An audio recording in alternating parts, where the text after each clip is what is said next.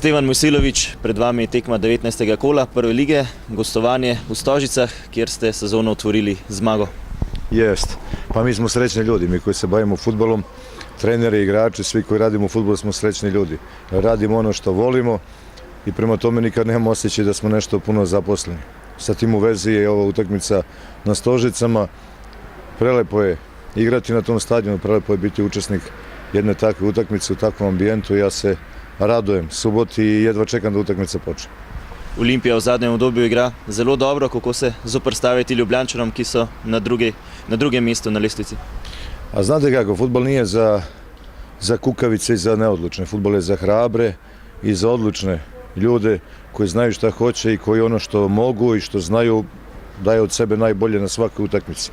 Sa tim u vezi ili na taj način očekujem i da mi izađemo i da igrači onako kako treniraju, a ne trenira se fudbal samo radi treninga, nego se trenira baš zbog ovakvih utakmica ili uopšte zbog utakmica, da na taj način izađu i da pokažu jednu hrabrost, odlučnost o tome o čemu pričam i da na način na koji rade da ponove isto to na utakmici, jer je logično da bude veća motivacija za utakmicu nego za trening. Ne može na treningu da to izgleda mnogo bolje nego na utakmici.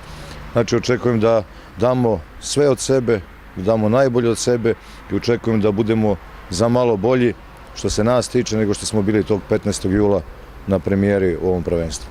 Mi možemo da se suprotstavimo kao tim, da damo najbolje od sebe, da ono što treniramo, da to vratimo i na teren i na kraju krajeva da se setimo kako izgleda, a mi znamo kako izgleda ići na Stožice, kako izgleda pobediti i kako izgleda otići kao pobjednik, a boga mi ovi iz Olimpije znaju, to je njihova težava, kako izgleda kad im žale dođe na Stožice, kad ih pobedi, održim tamo čas fudbala i onda kako im izgleda kad ostanu poniženi. Tog 15. jula su bili fudbalski poniženi na svom stadionu. 4 tekme so še ostale do konca, sedaj tudi tekma z Mariborom. Kako vi gledate na to odločitev Nogometne zveze, da je tekmo dala na 28. novembar? Pa radujem se što će nam doći Maribor. Trebali smo s njima da igramo ranije, evo sad je to prvi sljedeći termin. Trenira se, to sam već rekao, trenira se da bi se igrale utakmice.